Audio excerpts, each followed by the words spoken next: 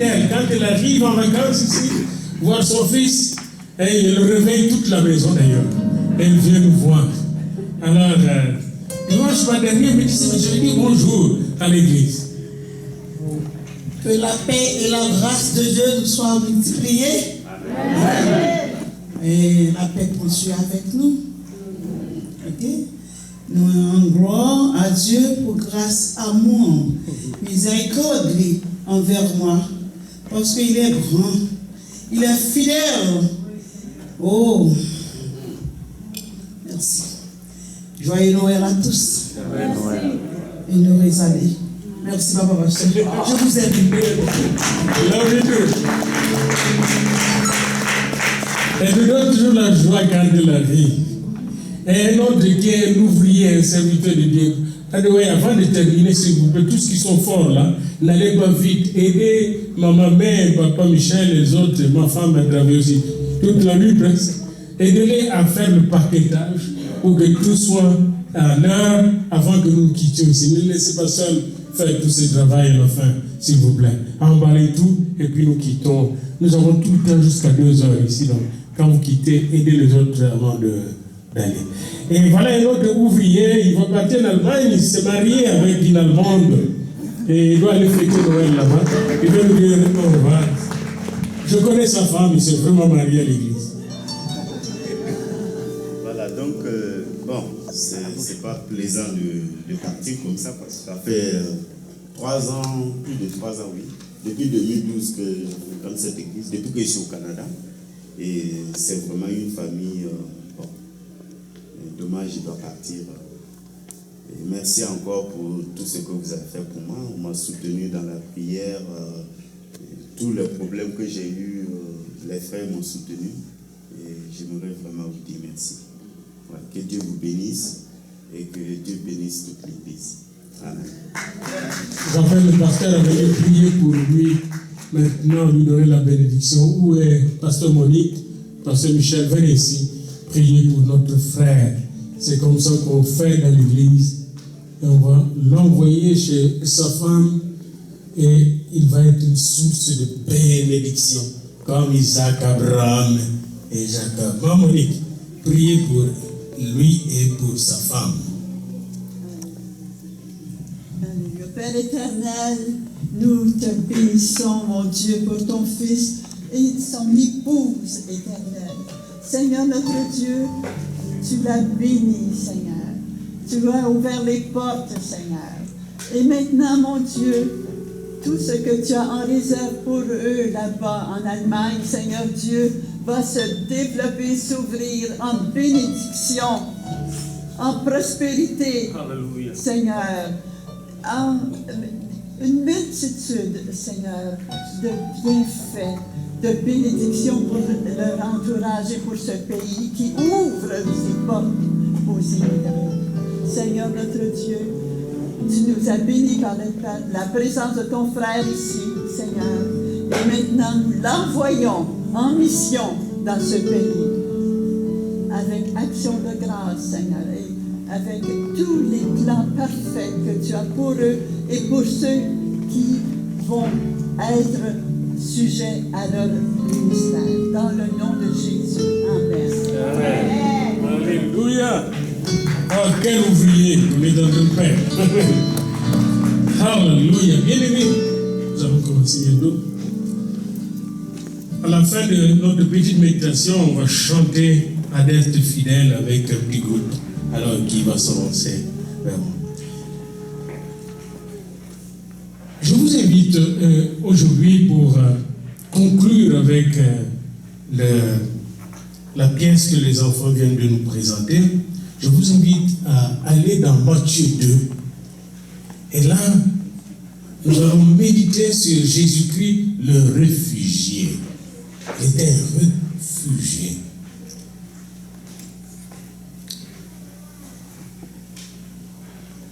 Matthieu 2, verset 1. Le premier verset. Jésus est né à Bethléem, en Judée, au temps du roi Hérode. Là, la question du temps est claire. On ne connaît pas la date exacte. Et en faisant mes petites recherches, j'ai compris pourquoi se cacher? C'est vrai que dans beaucoup de civilisations anciennes, les dates ne sont pas exactes. On ne connaît pas la date exacte de la naissance de Platon, de Socrate, d'Aristote. On ne connaît pas les dates exactes de leur naissance, mais ils ont existé quand même pour qu'on parle d'eux. Mais pour Jésus-Christ, on dirait que la date exacte aussi de sa naissance a été cachée pour une grande raison que nous allons découvrir. Il était recherché avant même sa naissance pour être tué. Il était recherché. Et si vous vous êtes déjà retrouvés dans ces situations-là, pour ceux qui sont venus d'Haïti, demandez aux gens ce qui se passait au temps de Papa Duvalier. Je ne parle pas de Jean Duvalier. Quand j'étais sur le Jean Duvalier, je sais qu'il y avait des dictatures, mais c'était un peu bien. J'étais là. Mais au temps de Papa Duvalier avec les tontons Macotte. C'est la même chose chez nous. Si vous nous voyez ici, ce n'est pas parce que nous avons voulu être ici. Et là, quand on vous cherche, on veut vous tuer, vous vous cachez. Et vous cachez tout le détail sur vous. Donc, la date exacte n'est pas connue, mais il est né. Et cette date restera cachée jusqu'au jour où nous serons avec lui dans le ciel. Mais il est né à Bethléem. Et nous étions là. Nous étions dans le site où il est né avec mon épouse. Et aujourd'hui, c'est une merveille. Les gens visitent cette cathédrale où est né Jésus, dans une grotte. Et il est né au temps du roi Hérode. Donc on peut retracer plus ou moins les temps dans lesquels Jésus est venu, durant lesquels il est venu au monde. Et quand il était né, des mages d'Orient, les mages, c'est des savants princes, des races royales, des savants, des chercheurs, des intellectuels, qui savaient lire les étoiles.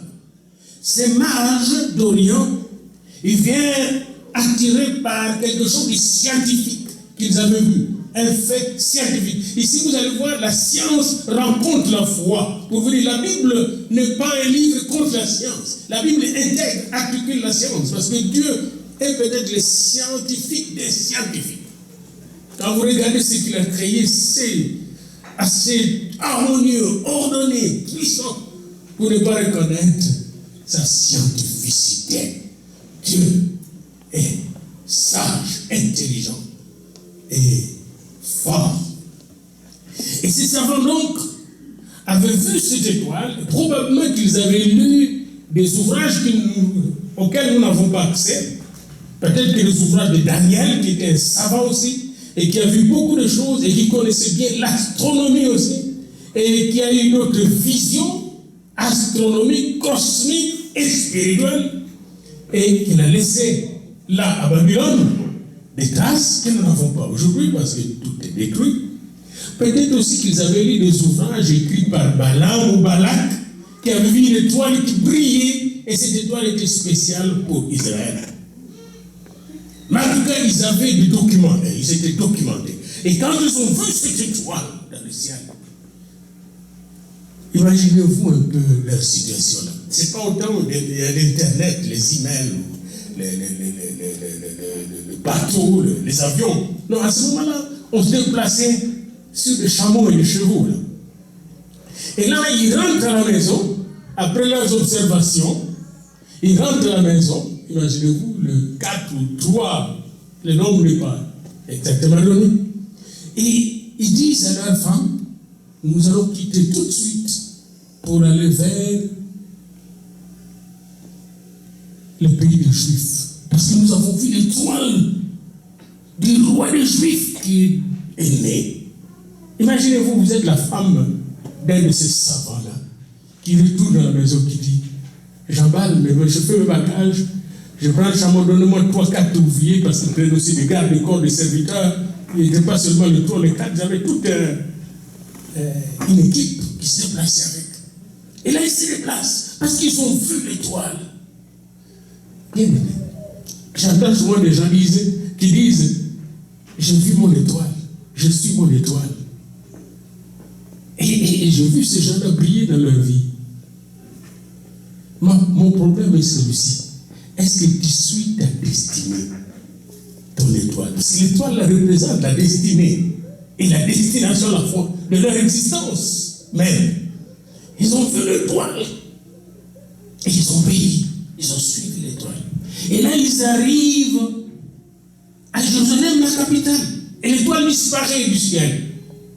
Vous voyez, l'étoile peut vous conduire, mais c'est comment elle disparaît. Nous allons voir, si l'étoile disparaît, l'étoile qui vous conduit, qu'est-ce qui va encore vous conduire? Savants qu'ils sont, ils vont tout droit vers savants et princes. Ils vont vers le roi, qui les accueille parce qu'ils sont des gens de race royale, des gens puissants de notre royaume. Et ils disent au roi Hérode, où est le roi des Juifs qui vient de naître? Pour eux, ils pensaient que c'était l'enfant d'Hérode. Vous voyez, au départ, vous voyez, ils avaient l'étoile, mais ils n'avaient pas d'autres connaissances. Dieu ne donne sa connaissance qu'à compte-goutte. Il te donne révélation par révélation. Un pas à la fois. Et là, il pose la question, là, Hérode, au lieu d'être curieux, comme le savant était curieux, un savant est curieux, il veut connaître. Il a le goût de l'aventure. Hérode est troublé parce qu'il a peur d'être renversé par ces petits rois qui viennent de naître. Et là, il appelle les savants bibliques, les principaux sacrificateurs arrivent dans son palais, les scribes.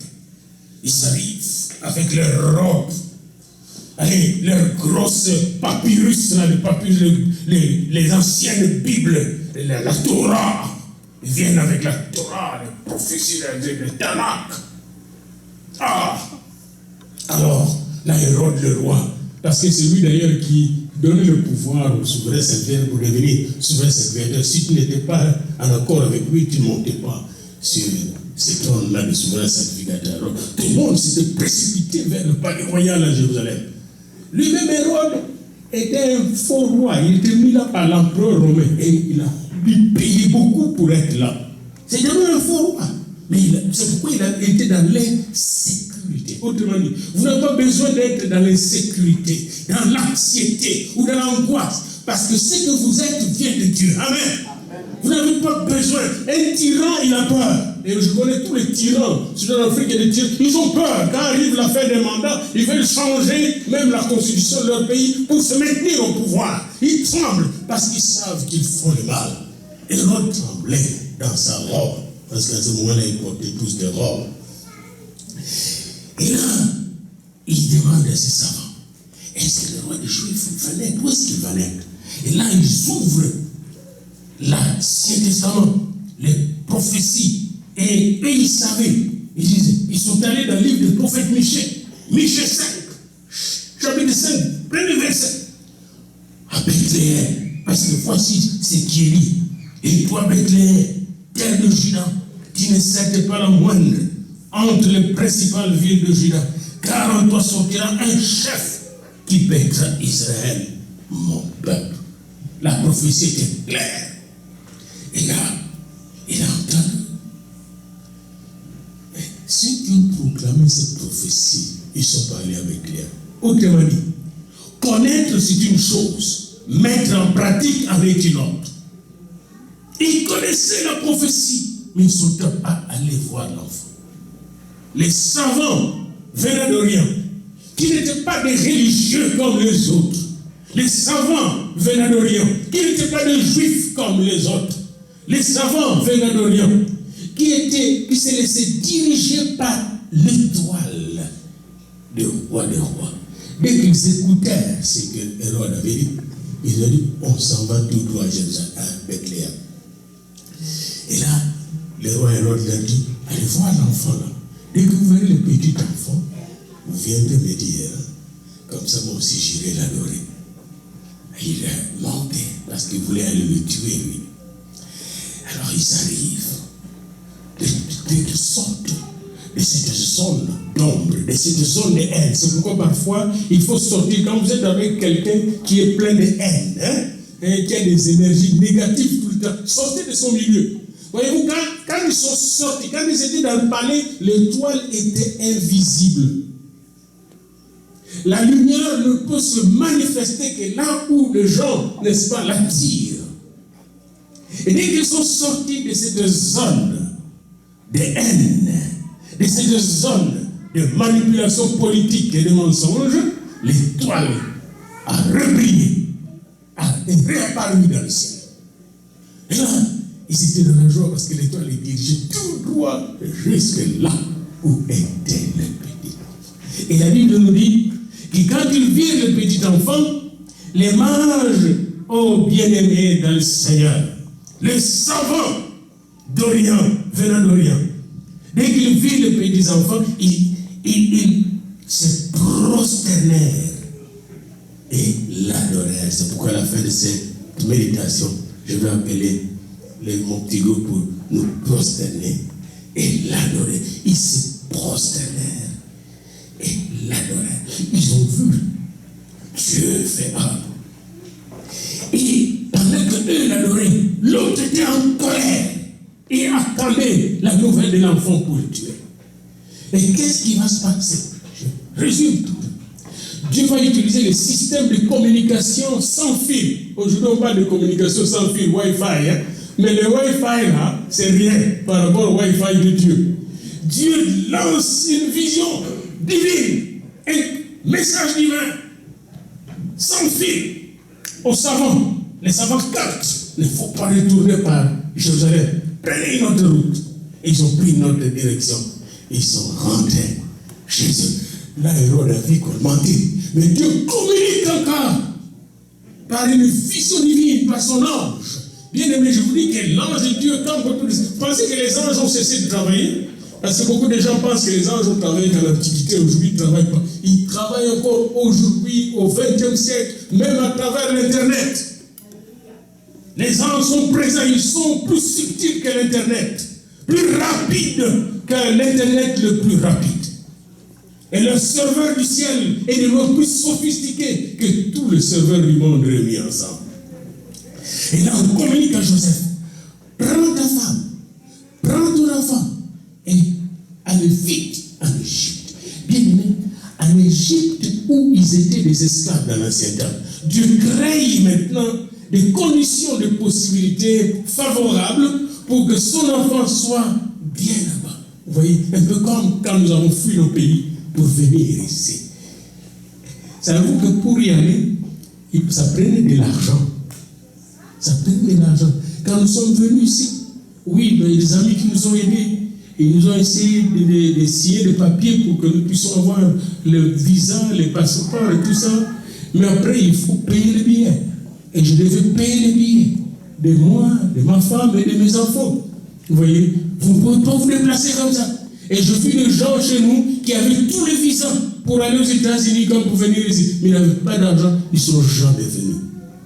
Donc on périt parce qu'ils n'avaient pas le moyen de sortir. Eh bien, Jésus est né d'une famille qui n'avait pas les possibilités. Qu'est-ce qui est arrivé? Quand les mages sont arrivés, en plus de l'adoration spirituelle, ils ont fait ce que j'appelle l'adoration matérielle, concrète, pratique. Ils ont donné de l'or qui symbolise la royauté de Jésus. Ils ont donné de l'encens à Jésus qui symbolise sa souveraineté comme prêtre. C'est le souverain sacré, le prêtre qui fait monter nos prières comme de l'encens auprès de Dieu, et de la myrrhe qui symbolise le sacrifice. Parce qu'il va mourir quand on meurt, on est embaumé avec la myrrhe. Eh bien, lui, on lui a donné déjà ce produit-là pour montrer prophétiquement qu'il allait être un roi, qu'il est sacrificateur et qu'il est sacrifice à l'agneau de Dieu qui ôte le péché du monde. Mais tous ces produits qu'on lui a donnés peuvent être vendus. Je crois qu'ils ont utilisé l'or seulement, un peu d'or.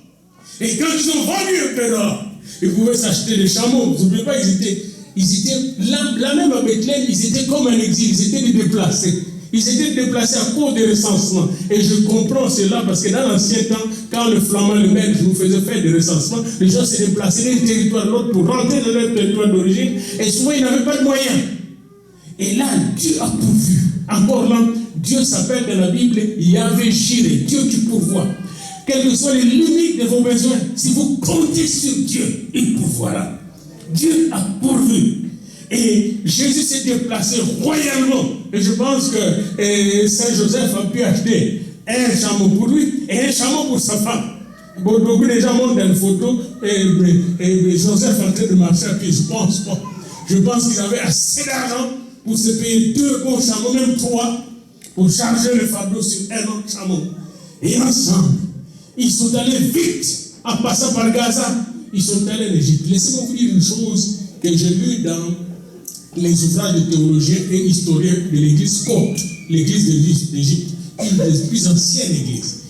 Paraît-il que quand Jésus, dans cette littérature, il dit que quand Jésus est arrivé en Égypte, dans chaque village, chaque ville qu'il allait, on le chassait. Savez-vous pourquoi? Ils ont dit, l'Égypte était ornée, il y avait des dieux, des idoles partout. Vous connaissez les idoles, les tombeaux, etc. C'était plein d'idoles. Et quand il arrivait dans un village, tous les idoles tombées et ne fonctionnaient plus. Et là, on disait, chassez peut-être ce bébé juif qui est arrivé là, avec ses parents, chassez-le dans un autre.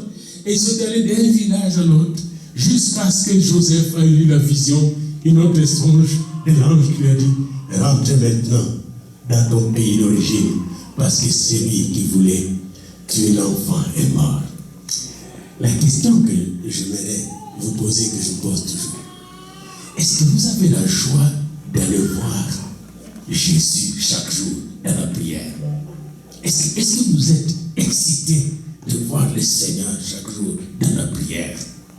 Ça, c'est la première question. Deuxième question, quand vous allez voir Jésus, est-ce que vous allez totalement, entièrement tel que vous êtes, ou bien vous laissez de côté d'autres choses? Parce que les mages sont allés voir Jésus avec tout ce qu'ils étaient et tout ce qu'ils avaient, avec leur science, leur connaissance, leur âme, leur corps, leur esprit. Ils sont allés voir le Seigneur et l'ont adoré. Troisièmement, est-ce que vous êtes prêts à donner à Jésus pour sa mission? Vous voyez, les mages ne savaient même pas qu'il donnait pour sa mission. Ils ne savaient même pas. Souvent, quelqu'un vous fait du bien, puis il ne sait même pas. J'ai vécu ça dans ma vie. Et ils ont donné. Troisièmement, ou quatrièmement, pour conclure, savez-vous qu'il y a des Hérodes autour de vous qui n'aimeraient pas que vous puissiez prospérer? Peut-être que vous ne voyez. Il y a des Hérodes. Hérode, c'est l'esprit de haine, c'est l'esprit de jalousie, c'est l'esprit d'envoûtement, de méchanceté. Il y a des Hérodes qui veulent manger des enfants, leur faire du mal. Il y a des Hérodes. Quand on va à l'école, les enfants, on lui donne un peu de drogue. Essaye un peu, puis on l'a. Les Hérodes. Qu'est-ce qu'il faut faire pour lutter contre les Hérodes? Marie était une femme de prière. Joseph était une femme de prière. C'est la prière. Et les anges arrivent là où il y a la prière. Les Hérodes peuvent graviter autour de nos enfants. L'enfant Jésus, le bébé fragile, a été protégé par la prière de sa mère et de son père. C'est parce que les anges viennent en grande concentration, que là il y a la prière. Quand il y a la prière au nom du Seigneur Jésus, les anges viennent, ils sont contents, ils vous entourent. Parce que les anges, quand il y a le mot louange, dans le mot louange, il y a louer, exalter, puis ange. Les anges louent le Seigneur. Le travail numéro 1 des anges, c'est exalter le Seigneur. Quand il exalte, la puissance augmente, la gloire de Dieu se manifeste, la sagesse augmente, l'intelligence augmente, le pouvoir de Dieu augmente. Et là, on marche sur les serpents et les scorpions et sur toute la puissance de l'ennemi. Et rien ne pourra nous faire du mal. Alléluia. Quand vous vous engagez comme ça dans le Seigneur, dans la prière, et de tout votre cœur, de toute votre âme, de toute votre force, Dieu vous donne la sagesse. Dieu donne la sagesse et l'intelligence à vos enfants. Noël sera chaque jour. Chaque jour à la maison sera Noël. Bien-aimé, fin de Noël, c'est-à-dire joie et paix, parce que la joie du Seigneur sera votre force. Alors, comme les mages, vous allez devenir des adorateurs du Seigneur en esprit et en vérité. N'est-ce pas ce que Jésus a dit un jour la femme samaritaine, quand elle lui a dit, mais nous adorons ici, en Samarie, et vous vous adorez à Garizim, vous vous adorez à Jérusalem.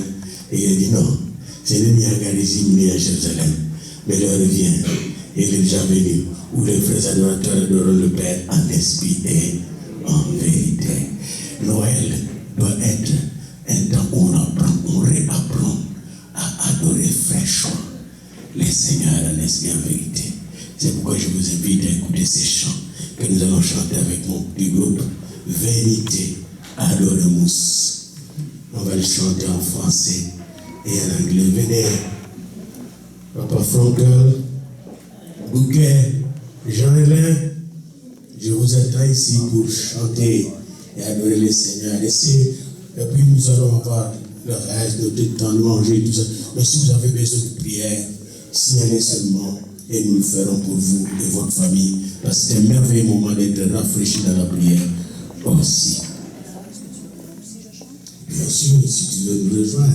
Alors nous commençons par le français, puis l'anglais, et ensuite nous terminerons par la mère des langues occidentales, le latin.